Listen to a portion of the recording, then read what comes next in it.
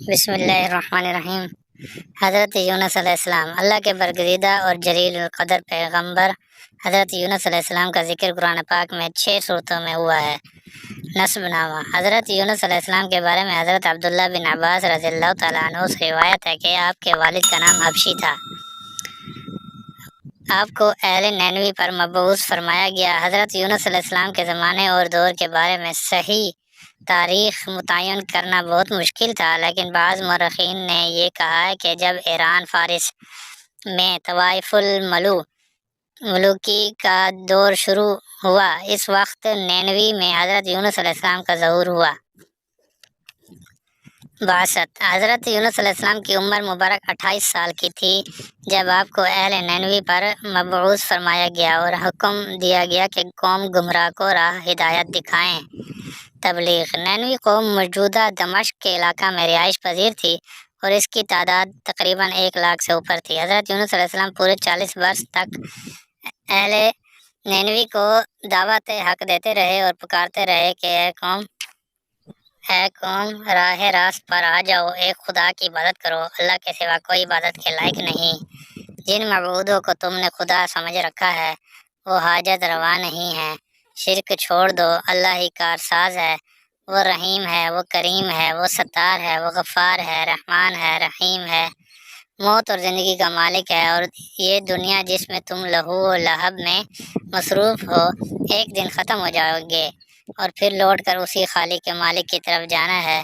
حشر کے دن کیا منہ لے کر مالک حقیقی سے سامنے جاؤ گے؟ ظلم سے باز آ جاؤ، راہ ہدایات اختیار کرو۔ قوم نے ایک نہ مانی اور آپ کو برابر جھٹلاتے رہے۔ آپ مسلسل 40 سال تبلیغ فرماتے رہے، لیکن قوم جوں کی توں اپنے عقیدے پر اٹل رہی۔ آپ انہیں عذاب الہی سے ڈراتے رہے، لیکن قوم ٹس سے مس نہ ہوئی اور کفر و شرک پر ڈٹی رہی۔ گزشتہ قوموں کی طرح حضرت یونس علیہ السلام کا مذاق اور ٹھٹا اڑاتے رہے۔ عذاب الہی کی بد دعا: حضرت یونس علیہ السلام نے اپنی قوم کو مسلسل تبلیغ کی، لیکن ناکامی پر قوم کی طرف سے بد دل ہو گئے اور آپ نے قوم کو عذاب الہی کی بشارت دے کر ڈرایا، لیکن قوم اس پر بھی نہ مانی۔ آپ حضرت یونس علیہ السلام قوم سے خفا ہو گئے اور اللہ کے حضور ان پر عذاب بھیجنے کی دعا فرمائی۔ آپ بد دعا کرنے کے بعد بستی چھوڑ کر روانہ ہو گئے، اللہ کی وحی اور حکم کا انتظار نہ فرمایا اور غصے میں علاقہ چھوڑ کر چلے گئے۔ دریائے فرات کے کنارے پر ایک کشتی چلنے کو تیار تھی۔ ملاحوں نے دور سے ایک مسافر کو آتے دیکھا تو اس کے انتظار میں ٹھہر گئے۔ انہیں محسوس ہوا کہ مسافر ایک نہایت ہی نیک اور پاکیزہ ہستی ہے، اس کے چہرے سے معصومیت ٹپکتی ہے۔ وہ 90 تلے قدموں سے چلتے ہوئے کشتی کے قریب آ گئے۔ مسافروں نے انہیں بیٹھنے کے لیے جگہ دی اور آپ کشتی میں بیٹھ گئے۔ ملاحوں نے لنگر کو اٹھا لیا اور بادبان کھول دیے۔ کشتی گہرے پانیوں کی طرف چل دی۔ کچھ ہی راستے طے ہوا تھا کہ ہوا تیز ہو گئی۔ ملاحوں کو پتوار چلانے کی ضرورت نہ پڑی، انہوں نے پتوار رکھ دیے۔ بادبان پھڑپھڑا رہے تھے اور ہوا تیز ہوتی جا رہی تھی اور آندھی اور طوفان کی شکل اختیار کر رہی تھی۔ لوگوں کے چہرے فق ہو رہے تھے۔ کشتی دریا کی موجوں پر تنکے کی طرح ڈول رہی تھی۔ طوفان بڑھتا ہی چلا جا رہا تھا۔ کشتی کے ناخذہ نے کہا، اے لوگوں، تم میں کوئی ایسا شخص موجود ہے جو اپنے آقا کا گنہگار ہے اور آقا سے بھاگا ہوا غلام ہے؟ اگر ایسا ہے تو خود کھڑا ہو جائے اور دریا میں کود جائے تاکہ باقی معصوم لوگوں کی جانیں بچ جائیں۔ اس پر حضرت یونس کے دل میں خیال آیا کہ ایک میں ہی ہوں جو حکم الہی کے بغیر لوگوں کو عذاب کی بد دعا دے کر بغیر اللہ کے حکم سے نکل بڑا ہوں۔ ہو نہ ہو یہ طوفان صرف اور صرف میرے سبب ہے۔ اس نے ملاحوں سے کہا، اے ملاحوں، تمہیں ڈھونڈنے کی ضرورت نہیں، وہ بد نصیب غلام میں ہی ہوں جو اپنے آقا سے اجازت لیے بغیر بستی سے بھاگ رہا ہوں۔ مجھے پانی میں پھینک دو، لیکن ملاحوں اور مسافروں نے ایسا کرنے سے انکار کر دیا۔ آخر قرعہ نکالا گیا، اس پر حضرت یونس علیہ السلام کا نام نکلا، لیکن ملاح اور مسافر انہیں گناہگار ماننے کے لیے تیار نہیں تھے۔ پھر قرعہ ڈالا گیا، پھر حضرت یونس علیہ السلام کا ہی نام نکلا۔ مسلسل 3 بار قرعہ اندازی کی گئی، لیکن ہر بار حضرت یونس علیہ السلام کا نام نکلا۔ انہوں نے حضرت یونس علیہ السلام کو اٹھا کر دریا میں ڈال دیا۔ مچھلی کا یونس کو یونس علیہ السلام کو نگل جانا۔ ادھر دریا میں اللہ نے ایک بہت بڑی مچھلی کو حکم دیا ہے، مچھلی اس میرے بندے یونس علیہ السلام کو نگل جا، لیکن خبردار یہ تیری خوراک نہیں ہے، اسے کوئی نقصان نہ پہنچنے پائے۔ حکم حاکم کی تعمیل ہوئی اور جوں ہی ملاحوں نے حضرت یونس کو پانی میں پھینکا، دریا کی موجوں میں سے ایک بہت بڑی مچھلی اپنا بڑا سا منہ کھولے نمودار ہوئی اور اس نے حضرت یونس کو نگل لیا اور پانی کی گہرائیوں میں چلی گئی۔ عذاب الہی کا حکم ختم ہونا۔ ادھر حضرت یونس کی قوم نے جو ہی عذاب الہی کے آثار دیکھے، انہوں نے سوچا کہ ضرور یہ حضرت یونس علیہ السلام کی بد دعا کے زیر اثر عذاب نازل ہو رہا ہے۔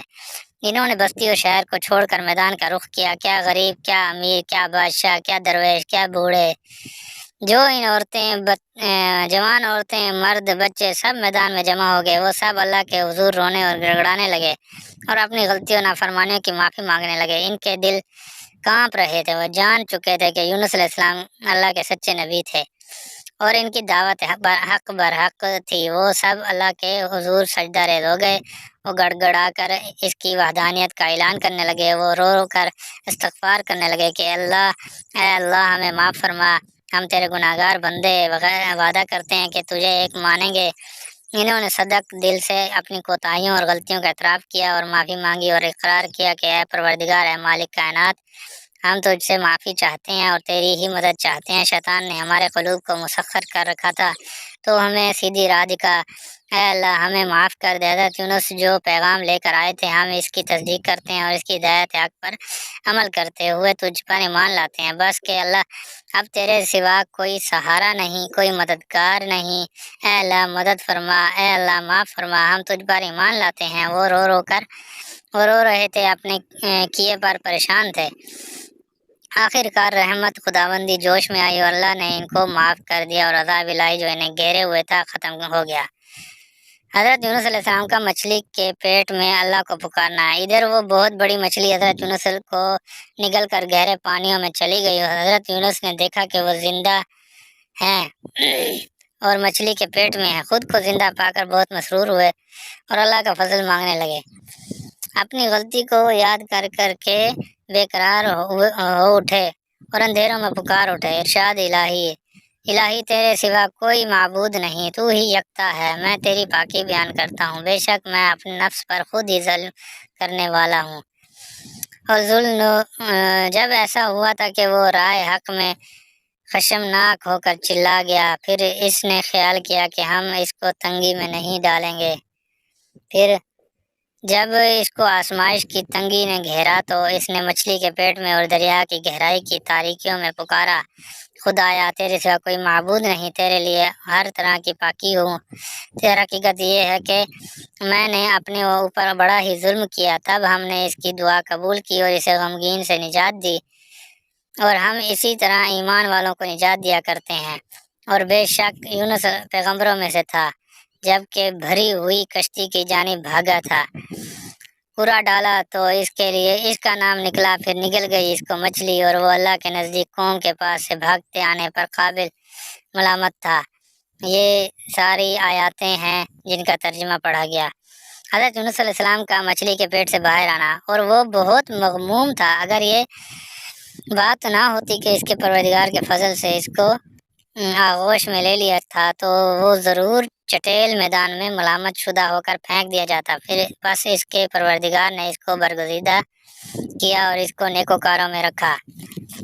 القلم سورت۔ حضرت یونس علیہ السلام کی توبہ اللہ بزرگ برتر نے قبول فرمائی اور مچھلی کو حکم ہوا کہ حضرت یونس کو ساحل پر اگل دے، جیسا کہ پہلے تذکرہ ہو چکا ہے، اور کہ مچھلی نے حضرت یونس کو اللہ کے حکم سے گزند نہ پہنچایا اور انہیں 40 دن بعد زندہ سلامت ساحل پر اگل دیا۔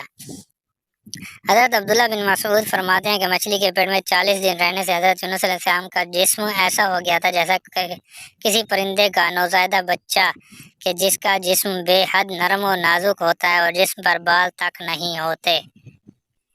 حضرت یونس علیہ السلام کی وفات۔